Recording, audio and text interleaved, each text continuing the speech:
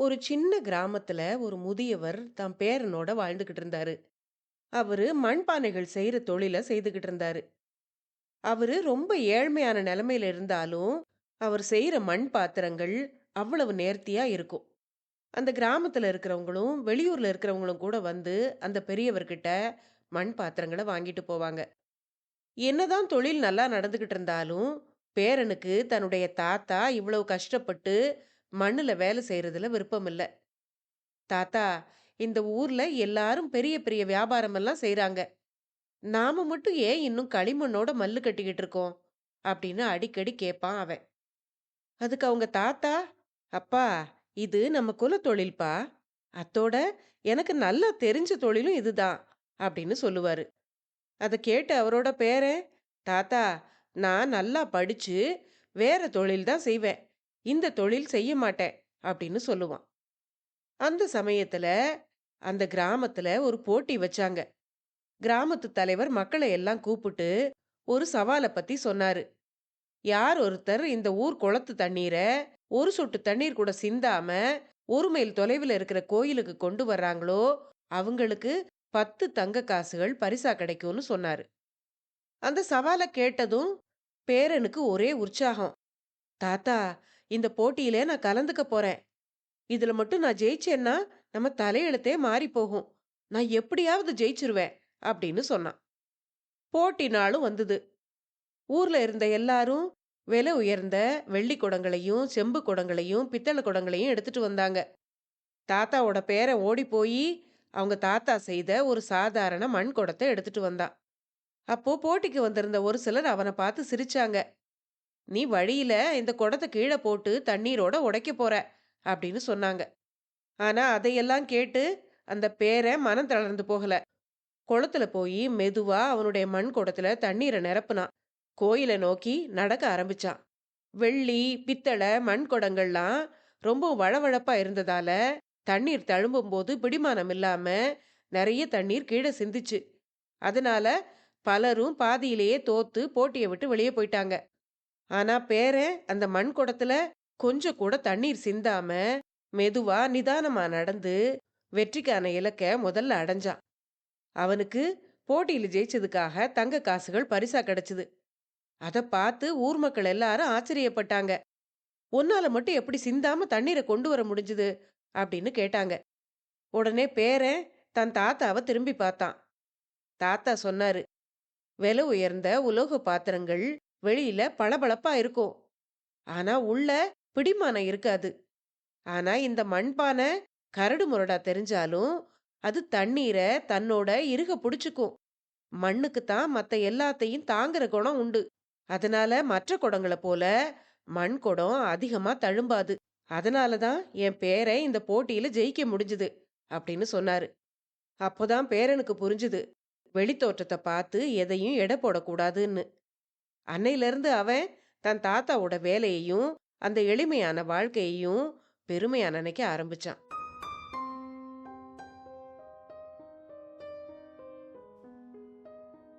இப்ப 2வது கதையை கேட்கலாம். மதுரைக்கு பக்கத்துல இருந்த ஒரு கிராமத்துல அருளானந்தம்னு ஒரு சமையல் கலைஞர் இருந்தாரு. அவருடைய சமையல் அவ்வளவு ருசியா இருக்கும். அந்த பகுதி மக்கள் எல்லாம் அவரைத்தான் தங்களுடைய வீட்டு விசேஷத்துக்கும் திருமணங்களுக்கும் அழைப்பாங்க. உண்மையா சொல்லணும்னா அவருடைய சமையல் சுவைக்கு அந்த ஊர் மக்கள் அடிமையா இருந்தாங்க. அருளானந்தத்துக்கு அருண், மணின்னு 2 மகன்கள் இருந்தாங்க. அருளானந்தம் தனக்கு வயசாயிட்டதால தன்னுடைய சமையல் தொழில மகன்கள் கிட்ட கொடுக்க நினைச்சாரு. 2 பேரையும் கூப்பிட்டு அவங்க கிட்ட 2 சின்ன மரப்பெட்டிகளை கொடுத்தாரு. பிறகு, அருண், மணி, நான் இத்தனை காலமும் புகழோட இருந்ததுக்கு காரணம் இந்த பெட்டியில இருக்கிற ரகசிய பொடிதான். நான் ஏற்கனவே என்னுடைய சமையல் செய்முறைகளை உங்க 2 பேருக்கும் நல்லா கத்து கொடுத்துருக்கேன். நீங்க 2 பேரும் கூடிய சீக்கிரம் தனித்தனியா உணவகம் தொடங்குங்க. 6 மாசங்கள் அந்த தொழிலை நீங்க எப்படி செய்றீங்கன்னு நான் கவனிப்பேன்.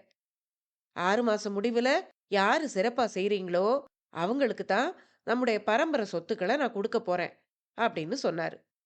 2 மகன்களும் அப்பா சொன்னதை அப்படியே ஏத்துக்கிட்டாங்க. மூத்த மகன் அருண் நகரத்துல ஒரு பெரிய ஏசி உணவகத்தை திறந்தான். அவங்க அப்பா கொடுத்த ரகசிய பொடிய ஹோட்டல் சமையல்ல குறைவாத்தான் சேர்ப்பான். அருணுக்கு எப்பவுமே கொஞ்சம் பேராசை அதிகம். லாபத்தை அதிகமாக்கணுங்கிறதுக்காக தரம் குறைஞ்ச காய்கறிகளை வாங்கி பயன்படுத்துவான். அத்தோட தங்கிட்ட வேலை பார்க்குற பணியாளர்களை மதிக்காம குறைஞ்ச சம்பளத்துல அவங்கள அதிகமா வேலை வாங்குவான். இளைய மகனான மணி கிராமத்து சாலையிலேயே ஒரு சிறிய உணவகத்தை திறந்தான். தன்னுடைய மனைவியை துணைக்கி வச்சுக்கிட்டு ஒரு சில நல்ல உதவியாளர்களோட அவனும் உணவக தொழிலை நடத்திக்கிட்டு இருந்தான். அவங்க அப்பா கொடுத்த அந்த பொடியை அவனும் சமையலுக்கு பயன்படுத்திக்கிட்டு தான் இருந்தான். ஆனா அவன் சமையலுக்கு தரமான பொருட்களா தேர்ந்தெடுத்து வாங்கினான். பசியோட வர்றவங்களுக்கு அன்போட பரிமாறினான். ஏழைகள் யாராவது வந்தாங்கன்னா அவங்களுக்கு பல நேரங்கள்ல இலவசமாவும் சாப்பாடு போடுவான். 2 பேரும் உணவகம் திறந்து 3 மாசங்கள் முடிஞ்சிருந்தது. அருணோட உணவகத்துல கூட்டம் குறைய தொடங்குச்சு. என்னதான் அவங்க அப்பாவுடைய ரகசிய பொடியை பயன்படுத்தியும் அந்த ஹோட்டலோட சாம்பார் அவ்வளோ சுவையா இல்ல. மக்கள் அதை பத்தி குறை பேச ஆரம்பிச்சாங்க. இந்த உணவகம் பார்க்க தான் பளபளப்பா இருக்கே தவிர உணவுகள் அத்தனை சுவையா இல்ல அப்படின்னு பேசிக்கிட்டாங்க. ஆனா மணியோட சின்ன கிராமத்து கடையில கூட்டம் எப்பவும் அலமோதும். மணியோட கைப்பக்குவம் ரொம்ப பிரமாதமா இருக்கு, எங்க அம்மா சமைக்கிற மாதிரியே இருக்கு அப்படின்னு சொல்லி நிறைய பேர் அங்க வந்து விரும்பி சாப்பிட்டுட்டு போனாங்க. இதையெல்லாம் பார்க்கும்போது அருணுக்கு பொறாமை அதிகமாச்சு. அவன் ஒரு நாள் ராத்திரி திருட்டுத்தனமா மணியோட கடைக்கு போய் அவன்கிட்ட இருந்த அவங்க அப்பா கொடுத்த ரகசிய பொடிய பெட்டியோட தூக்கிட்டு போயிட்டான். அதுக்கு பதிலா அதே மாதிரி இன்னொரு பெட்டியை வச்சுட்டு வந்துட்டான். மறுநாள் அருண் தன்னுடைய உணவகத்துல மணியோட கடையில இருந்து திருடிட்டு வந்த பெட்டியில இருந்த பொடியை போட்டு சாம்பார் வச்சான். ஆனா என்ன ஆச்சரியம், அப்போ கூட அவனுடைய உணவகத்துல உணவு சுவையா இல்ல. அதே சமயம் காலியா இருந்த பெட்டியை பார்த்த மணி அதுக்காக பெருசா கவலைப்படாம அந்த பொடி இல்லாமலே சமையலை நல்லபடியா சமைச்சான். அதிசய பொடி இல்லாமலே அவன் கடை சாம்பார் ரொம்ப சுவையா இருந்தது. 6 மாசங்கள் முடிஞ்சது. அவங்க அப்பா அருளானந்தம் மகன்கள் 2 பேரையும் கூப்பிட்டாரு. அப்பா கிட்ட அருண் அழுதுகிட்டே உண்மையை சொன்னான். அப்பா, என்னுடைய உணவகத்துல கூட்டம் குறைஞ்சு போச்சு. அதுக்காக நான் தம்பியோட உணவகத்துல இருந்து அவனோட ரகசிய பெட்டியை திருடி அதுல இருந்த பொடியை பயன்படுத்தி பார்த்தேன். ஆனாலும் உணவுகளோட தரம் கூடல. தம்பி அந்த அதிசய பொடியே இல்லாம சமைக்கிறான். ஆனாலும் அவனுடைய ஹோட்டல்ல சுவை குறையல. அந்த பொடியில அப்படி என்னதான்ப்பா இருக்கு அப்படின்னு கேட்டான் அருண். அதை கேட்ட அருளானந்தம் சிரிச்சுக்கிட்டே சொன்னாரு. இங்க பாருங்கப்பா, நான் உங்க 2 பேருக்கும் 2 பெட்டிகள்ல கொடுத்தது நிறம் சேர்க்கப்பட்ட சாதாரண உப்பு தான். ரகசிய பொடின்னு நான் உங்ககிட்ட சொன்னது ஒரு சாக்குக்கு தான். உண்மையா சொல்லணும்னா நான் கொடுத்த அந்த பொடியில எந்த ரகசிய சுவையும் கிடையாது. சமையலோட சுவைங்கிறது உங்களுடைய எண்ணத்துல தான் இருக்கு. நீ பேராசையோட மத்தவங்கள ஏமாத்தணுங்கிற எண்ணத்தோட சமைச்ச. ஆனா மணி அன்போடையும் நேர்மையோடையும் சமைச்சான். சமையல்ல நாம சேர்க்கிறது வெறும் மசாலாக்கள் மட்டும் இல்ல, நம்மோட அன்பும் அக்கறையும் தாங்கிறத நீ மறந்துட்ட அப்படின்னு சொன்னாரு அருளானந்தம். அதை கேட்டதும் அருண் தன்னுடைய தவற உணர்ந்து தம்பிக்கிட்டையும் அவங்க அப்பா கிட்டையும் மன்னிப்பு கேட்டான். நேர்மையும் அன்பும் இல்லாம செய்யற எந்த காரியமும் வெற்றியையும் கொடுக்காது, சுவையையும் தராது அப்படிங்கிற உண்மையை அவன் புரிஞ்சுக்கிட்டான்.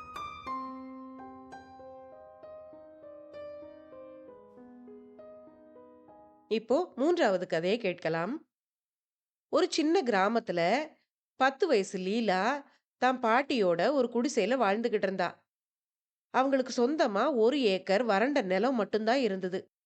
ஒரு சமயம் ஊரே வறட்சியில வாடிக்கிட்டு இருந்தப்போ அந்த ஊர்ல இருந்த மக்கள் எல்லாரும் பொழைப்ப தேடி நகரத்துக்கு ஓடிக்கிட்டு இருந்தாங்க. அதெல்லாம் பார்த்த லீலாவுக்கு நாம மட்டும் ஏன் இன்னும் இந்த ஊர்ல இருக்கணும் அப்படிங்கிற எண்ணம் தோணுச்சு. ஒரு நாள் லீலாவும் பாட்டியும் ஒரு கிழிஞ்ச பாயில உட்கார்ந்து காலையில கஞ்சி குடிச்சுக்கிட்டு இருந்தாங்க. லீலா பாட்டி கிட்ட கேட்டா, பாட்டி, வறட்சியால எல்லாரும் ஊரை விட்டு போறாங்க. நாம மட்டும் ஏன் இந்த வறண்ட மண்ணை பிடிச்சுக்கிட்டு இன்னும் இங்கேயே கிடக்குறோம்? நகரத்துக்கு போனா நாம அங்கே ஏதாவது வேலை பார்த்து பொழைச்சுக்கலாமே அப்படின்னு கேட்டா. அதை கேட்ட பாட்டி சிரிச்சிட்டு, லீலா, நகரத்துல போய் உழைச்சா உனக்கு காசு கிடைக்கும். ஆனா நாம நம்ம மண்ணிலேயே உழைச்சா சோறு கிடைக்கும். இங்க நாம நிறைய கோழிகளை வளர்க்கிறோம். அதுல இருந்து முட்டை கிடைக்குது. முட்டைகளையும் கோழிகளையும் வித்து நம்முடைய பொழைப்ப நாம பாத்துக்கிறோம்.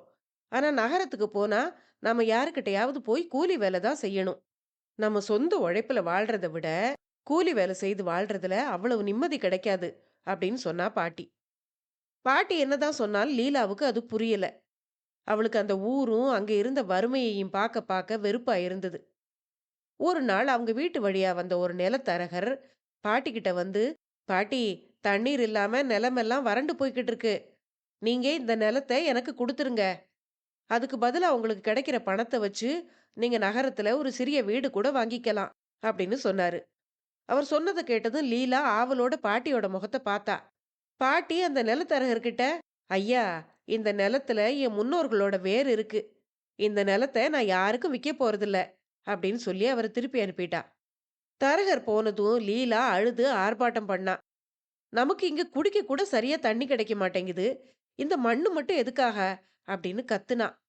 அப்போ பாட்டி லீலாவ அழைச்சுக்கிட்டு அந்த நிலத்துக்கு நடுவுல இருந்த கிட்டத்தட்ட வறண்டு போயிருந்த கிணத்து பக்கம் போனா. எல்லாரும் கிணறுகள் எல்லாம் வறண்டு போச்சு, இந்த நிலத்த விட்டு போயிருவோன்னு இந்த ஊர விட்டு ஓடுறாங்க. ஆனா இருக்கிற கிணத்த ஆழமா தோண்டணும்னு யாருக்குமே எண்ணம் வரல. அவங்க செய்யாதத நான் செய்து, இந்த ஊர விட்டு ஓட வேண்டியது அவசியம் இல்லைங்கிறத நான் காட்டப் போறேன்." அப்படின்னு சொன்னா. அடுத்த சில நாட்கள்லயே பாட்டி அக்கம் பக்கத்துல இருந்த ஒரு சிலர கூப்பிட்டு, அவங்களோட உதவியால அந்த கிணத்த தூர்வார ஆரம்பிச்சா. பாட்டியும் லீலாவும் அந்த கிணத்துல இருந்து தூர்வாரப்பட்ட மண்ண இடைவிடாம அள்ளி அள்ளி போட்டுக்கிட்டு இருந்தாங்க.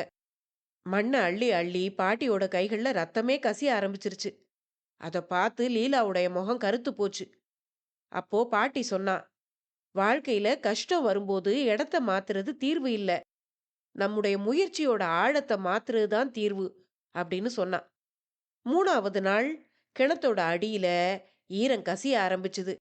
அடுத்த சில மணி நேரங்கள்லயே ஊரே ஆச்சரியப்படுற மாதிரி அந்த வறண்ட நிலத்துல இருந்து தண்ணீர் ஊத்து கிளம்பிச்சு. பாட்டி லீலா கிட்ட சொன்னா, "லீலா, வாழ்க்கைங்கிறது ஓடுறது இல்ல. ஊன்றி ஒரு இடத்துல இருக்கிறது. கஷ்டம் வரும்போதெல்லாம் ஓடுறவன் கடைசி வரைக்கும் ஓடிக்கிட்டே தான் இருப்பான்.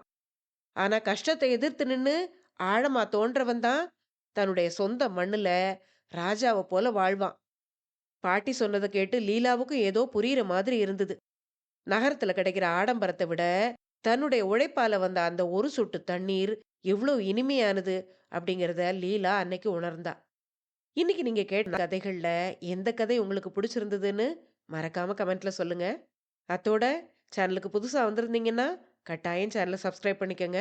அடுத்த பதிவுல இன்னொரு சுவாரஸ்யமான கதையுடன் சந்திப்போம். நன்றி.